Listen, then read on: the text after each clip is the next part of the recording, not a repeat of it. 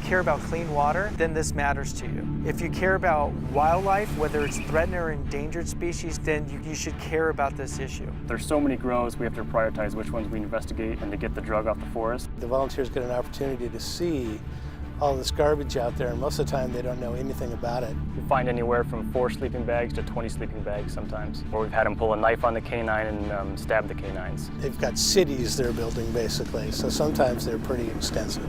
Avoid detection, they hide it under the brush. Sometimes they trim the brush a lot and we can see that change in the landscape from the air. What amazes me is the engineering. So the amount of infrastructure that is being brought in, it's just amazing how much damage and destruction is occurring.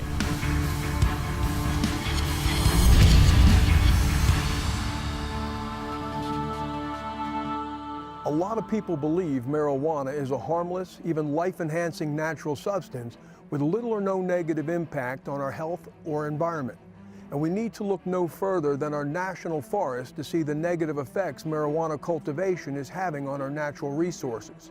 The environmental problems associated with marijuana cultivation have long been a problem. However, the negative effects have only recently been well documented. Dr. Gabriel's current research concentrates on the vast environmental impacts marijuana cultivation is having on our unique natural resources of the western United States. Dr. Murad Gabriel is the co-director of the non-governmental scientific research organization headquartered in northwestern California. He is also associated with Humboldt State University and the University of California, Davis. I'm Chris Wolfe, and welcome to the National Marijuana Initiative.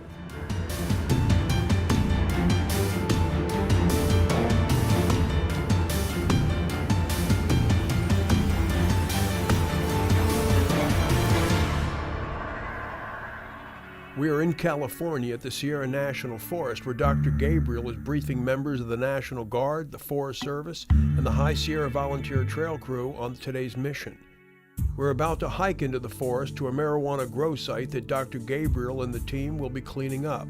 Today's group consists of 2 to 3 dozen people, which is typical of the effort needed to reclaim the site.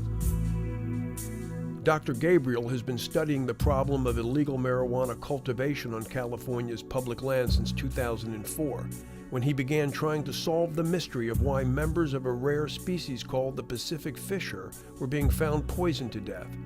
Dr. Gabriel determined their source of death to be exposure to rodenticides spread by illegal marijuana growers. Members of international drug trafficking organizations take advantage of the remoteness of the forest to live and work undetected at their grow sites for months at a time. They clear parts of the forest to establish marijuana cultivation and processing areas, as well as their living and sleeping areas.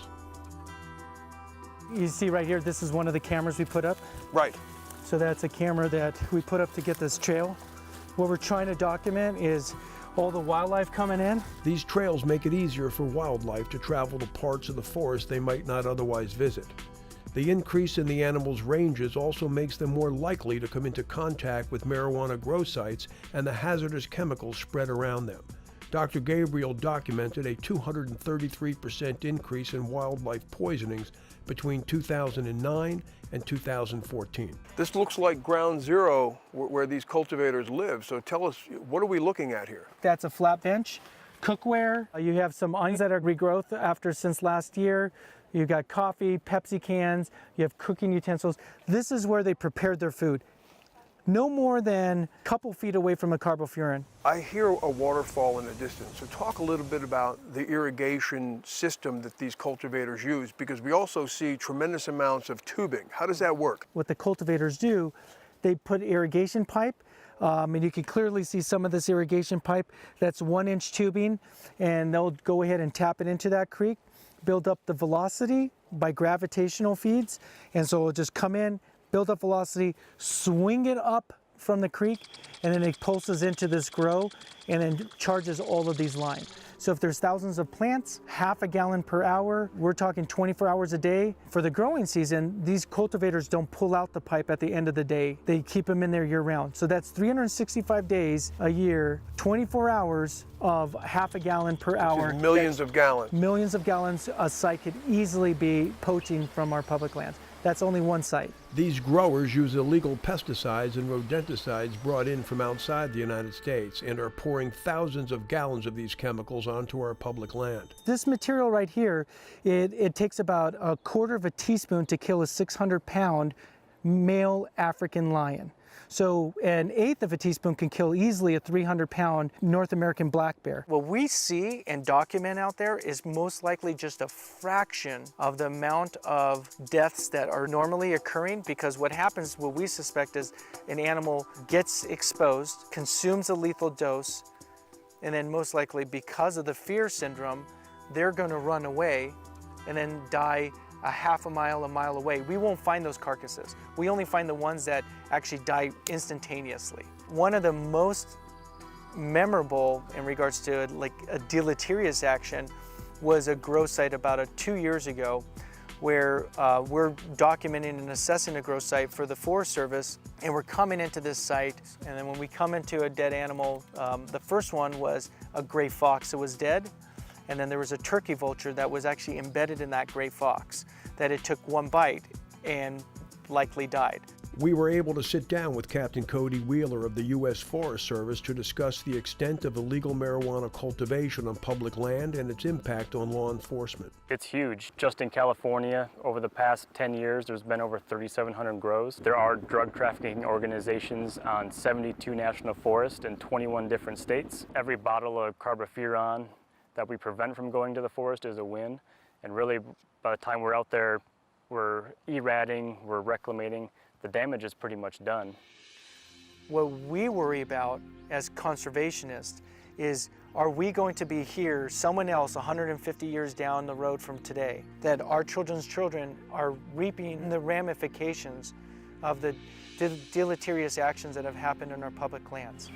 The poisoning of wildlife, the timber poaching, the water erosion, the contamination and exposure to these pesticides.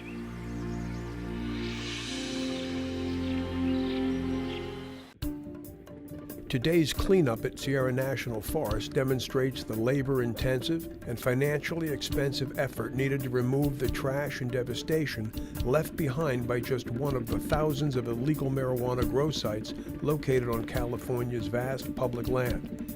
These illegal marijuana growers are not just harmlessly growing marijuana.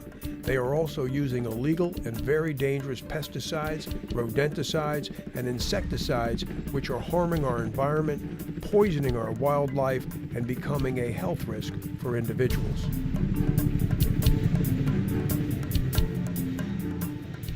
Marijuana is often perceived as harmless. However, as you've seen in this video, its cultivation can be detrimental to humans and the environment. Dr. Gabriel is available to speak to your organization, so for more information, please reach out to him via the National Marijuana Initiative. I'm Chris Wolfe, and thank you for joining us.